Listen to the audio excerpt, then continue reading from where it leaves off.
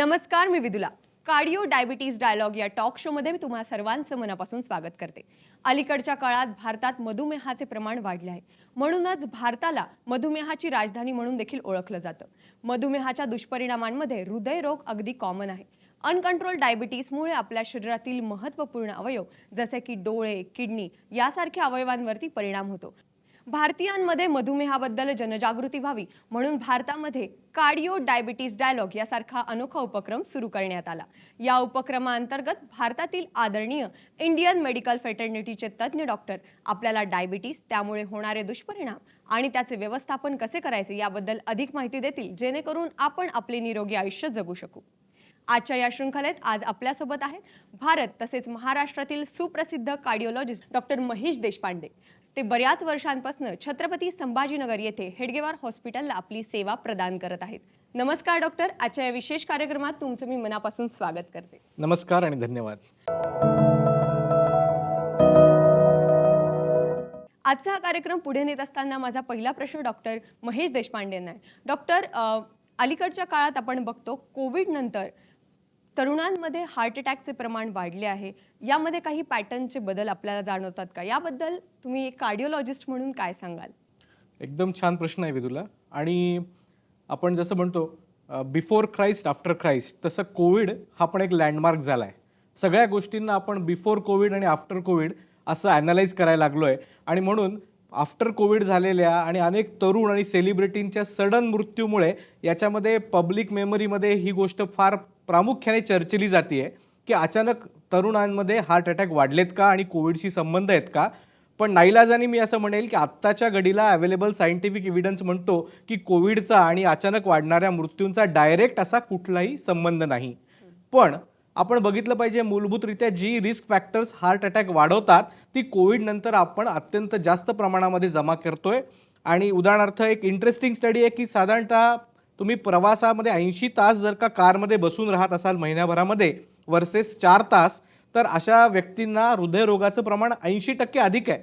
आणि कोविड नंतर आपण बसतोय जास्ती, वर्क फ्रॉम होम घेतलंय, आपण प्लेस बाउंड झालोय आणि त्यामुळे हृदयरोगामध्ये नक्कीच वाढ झालेली आपल्याला दिसते. डॉक्टर, हृदयरोग आणि मधुमेह यांच्यामध्ये काय संबंध आहे याबद्दल काय सांगाल? मी म्हणेल की डायबिटीज किंवा मधुमेहाला आम्ही गेटवे टू द हेल्थ म्हणतो. हायपरटेन्शन, डायबिटीस या दोन आजारांमधनं अनेक पद्धतीचे पुढचे कॉम्प्लिकेशन्सची ही सुरुवात असते. विशेष करून ज्यांना हृदयरोग आहे आणि डायबिटीज आहे अशांमध्ये कॉम्प्लिकेशनचं प्रमाण हे ज्यांना डायबिटीस नाही अशांपेक्षा तिप्पट अधिक आहे. त्याच्यामुळे मधुमेह झाला की हृदयरोग होण्याचं शक्यता जास्त प्रमाणात आहेत आणि त्याच्यासाठी जास्त ॲग्रेसिव्हली ट्रीट करावं लागतं. आत्ताच थोड्या वेळापूर्वी तुम्ही म्हटलात की आपण जागतिकदृष्ट्या डायबिटीसची राजधानी आहोत. नाईलाजाने मला हे पण म्हणायला लागेल की जागतिकदृष्ट्या आपण हृदयरोगाची पण राजधानी होऊ जर का आपण योग्य पावलं उचलली नाही तर.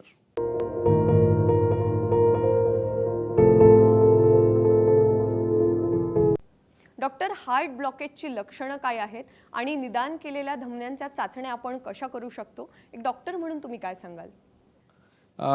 माझं सगळ्यांना आवाहन आहे की एक ठराविक वयानंतर काही मूलभूत तपासण्या तुम्ही केल्या तर अचानक होणारा जो हार्ट अटॅक आहे किंवा हृदयरोग आहे हा आपण नक्की टाळू शकू.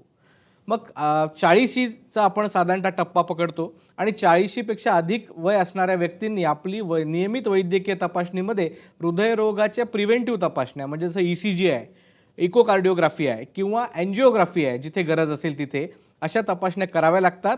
बऱ्याच अंशी ट्रेडमिल टेस्ट नावाची तपासणी केली तर पुढच्या तपासण्यांची गरज आहे का नाही हे ठरवायला पण सोपं जातं. पण दुर्दैवाने जर का 40च्या आत असताना पण तुम्हाला काही रिस्क फॅक्टर असतील, जसं कौटुंबिक पार्श्वभूमी आहे, तुमचा तंबाखूचा वापर आहे, जास्त प्रमाणात मद्यसेवन आहे किंवा तुम्हाला प्युअर व्हेजिटेरियनमध्ये असणारा एक हायपर होमोसिस्टिनिमियासारखा आजार आहे, तर अशा व्यक्तींमध्ये हृदयरोग कमी वयातही होऊ शकतो. त्याच्यामुळे कदाचित या तपासण्या लवकर वयात सुद्धा सुचवल्या जाऊ शकतात.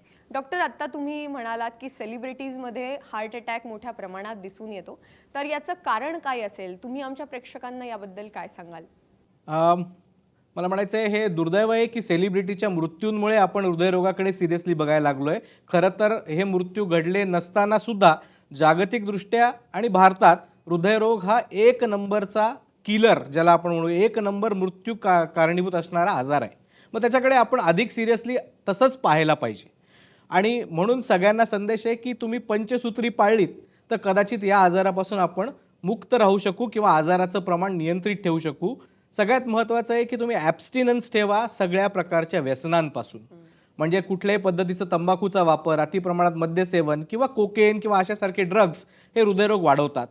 बी म्हणजे ब्लड प्रेशर, जे की तुम्ही अत्यंत चांगल्या पद्धतीने नियंत्रित केलं तर हृदयरोगाचा धोका कमी होतो. सी म्हणजे कंट्रोल ऑफ वेट आणि लाईफस्टाईल.